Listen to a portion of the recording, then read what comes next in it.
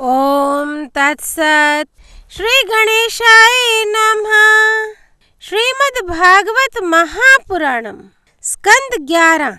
परिचय। स्कंद 11 में 31 अध्याय हैं। इन अध्यायों में राजा जनक व 9 योगियों के संवादों का वर्णन मिलता है। साथ ही इसी स्कंद में यदुवंश के संहार का विश्लेषण किया गया है। ओम नमो भगवते वासुदेवाय। अध्याय 11। बद्ध, मुक्त और भक्त जनों के लक्षण। भगवान श्री कृष्ण ने कहा, प्यारे उद्धव, आत्मा बद्ध है या मुक्त है, इस प्रकार की व्याख्या या व्यवहार मेरे अधीन रहने वाले सत्यवादी गुणों की उपाधि से ही होता है, वस्तुतः तत्व दृष्टि से नहीं। सभी गुण माया मूलक हैं, इंद्रजाल हैं, जादू के खेल के समान हैं। इसलिए ना मेरा मोक्ष है, ना तो मेरा बंधन ही है। जैसे स्वप्न बुद्धि का विवर्त है, उसमें बिना हुए ही भासता है, मिथ्या है, वैसे ही शोक मोह, सुख दुख, शरीर की उत्पत्ति और मृत्यु, ये सब संसार का बखेड़ा माया अविद्या के कारण प्रतीत होने पर भी वास्तविक नहीं है।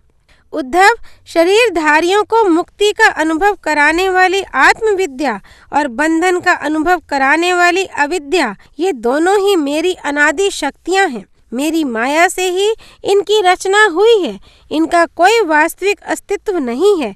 भाई, तुम तो स्वयं बड़े बुद्धिमान हो, विचार करो। जीव तो एक ही है, वह व्यवहार के लिए ही मेरे अंश के रूप में कल्पित हुआ है, वस्तुतः मेरा स्वरूप ही है। आत्मज्ञान से संपन्न होने पर उसे मुक्त कहते हैं और आत्मा का ज्ञान न होने से बद्ध, और यह अज्ञान अनादि होने से बंधन भी अनादि कहलाता है। इस प्रकार मुझ एक ही धर्मों में रहने पर भी जो शोक और आनंद रूप विरुद्ध धर्म वाले जान पड़ते हैं, उन बद्ध और मुक्त जीव का भेद मैं बतलाता हूँ। वह भेद 2 प्रकार का है। एक तो नित्य मुक्त ईश्वर से जीव का भेद और दूसरा मुक्त बद्ध जीव का भेद। पहला सुनो। जीव और ईश्वर बद्ध और मुक्त के भेद से भिन्न भिन्न होने पर भी एक ही शरीर में नियंता और नियंत्रित के रूप में स्थित हैं। ऐसा समझो कि शरीर एक वृक्ष है, इसमें हृदय का घोंसला बनाकर जीव और ईश्वर नाम के 2 पक्षी रहते हैं। वे दोनों चेतन होने के कारण समान हैं और कभी ना बिछुड़ने के कारण सखा है। इनके निवास करने का कारण केवल लीला ही है। इतनी समानता होने पर भी जीव तो शरीर रूप वृक्ष के फल, सुख दुख आदि भोगता है, परंतु ईश्वर उन्हें ना भोग कर कर्म फल, सुख दुख आदि से असंग और उनका साक्षी मात्र रहता है। अभोक्ता होने पर भी ईश्वर की यह विलक्षणता है कि वह ज्ञान, ऐश्वर्य, आनंद और सामर्थ्य आदि में भोक्ता जीव से बढ़कर है। साथ ही एक यह भी विलक्षणता है कि अभोक्ता ईश्वर तो अपने वास्तविक स्वरूप और इसके अतिरिक्त जगत को भी जानता है, परंतु भोक्ता जीव न अपने वास्तविक रूप को जानता है और न अपने से अतिरिक्त को। इन दोनों में जीव तो अविद्या से युक्त होने के कारण नित्य बद्ध है और ईश्वर विद्या स्वरूप होने के कारण नित्य मुक्त है। प्यारे उद्धव, ज्ञान संपन्न पुरुष भी मुक्त ही है।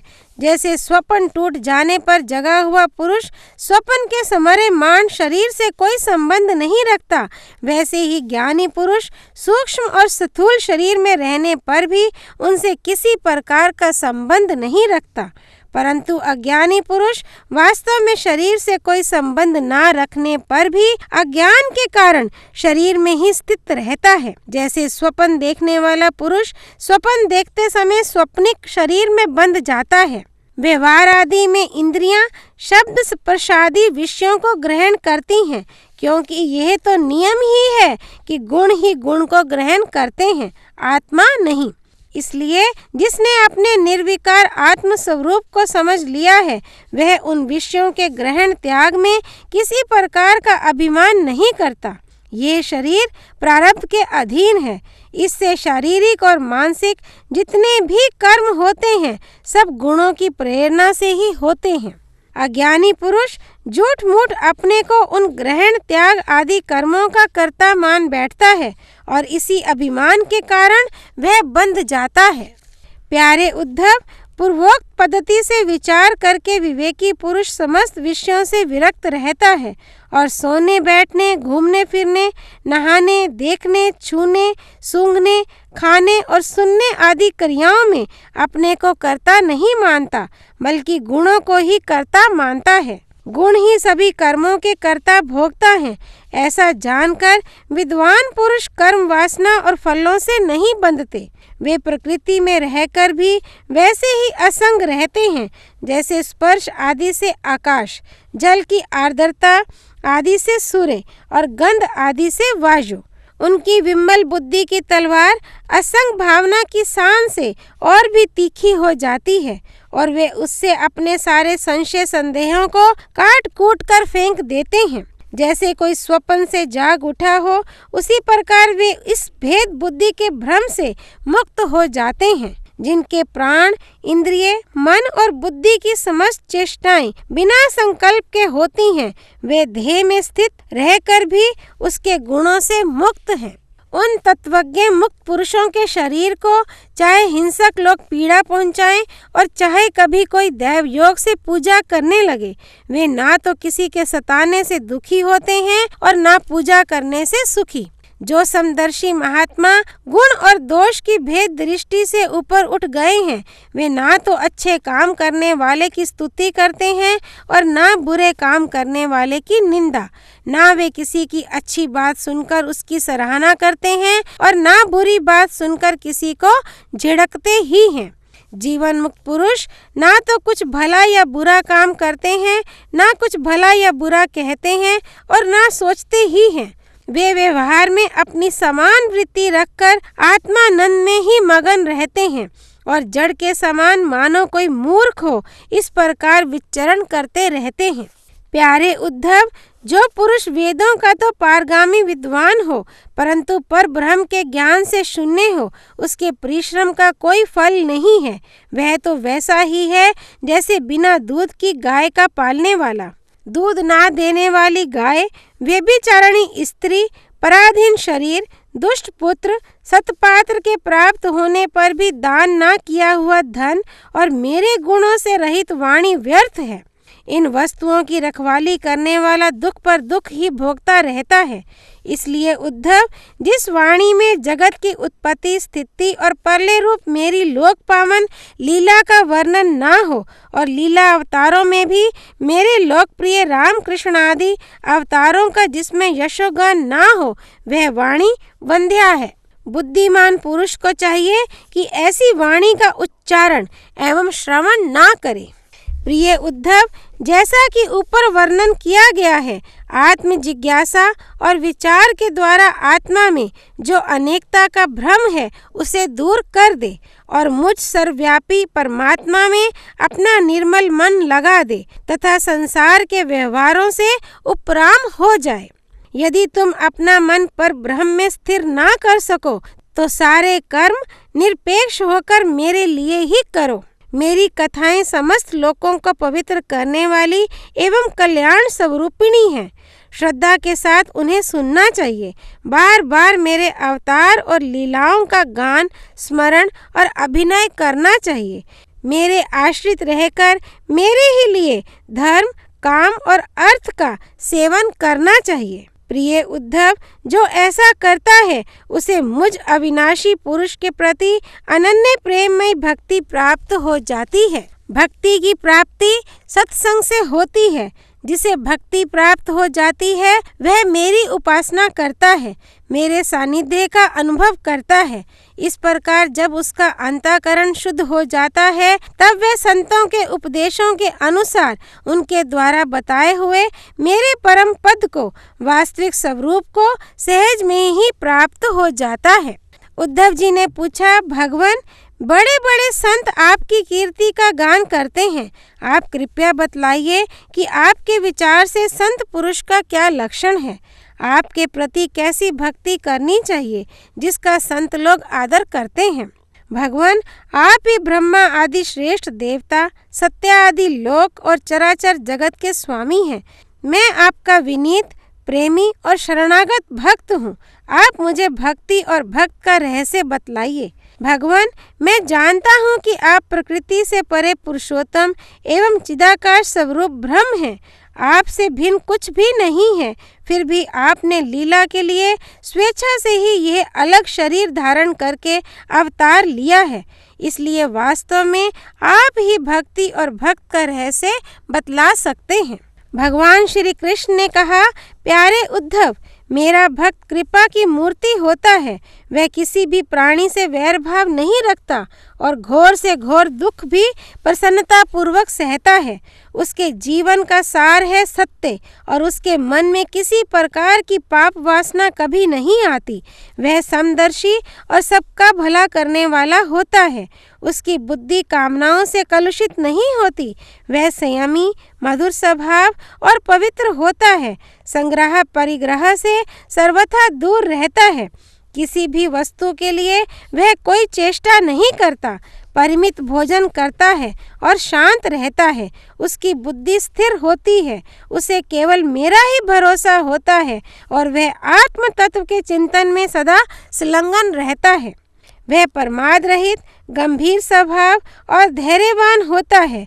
भूख प्यास, शोक मोह और जन्म मृत्यु ये छह उसके वश में रहते हैं। वह स्वयं तो कभी किसी से किसी प्रकार का सम्मान नहीं चाहता, परंतु दूसरों का सम्मान करता रहता है। मेरे संबंध की बातें दूसरों को समझाने में बड़ा निपुण होता है और सभी के साथ मित्रता का व्यवहार करता है। उसके हृदय में करुणा भरी होती है। मेरे तत्व का उसे यथार्थ ज्ञान होता है। प्रिय उद्धव, मैंने वेदों और शास्त्रों के रूप में मनुष्यों के धर्म का उपदेश किया है। उनके पालन से अंतःकरण शुद्धि आदि गुण और उल्लंघन से नरक आदि दुख प्राप्त होते हैं, परंतु मेरा जो भक्त उन्हें भी अपने ध्यान आदि में विक्षेप समझकर त्याग देता है और केवल मेरे ही भजन में लगा रहता है, वह परम संत है।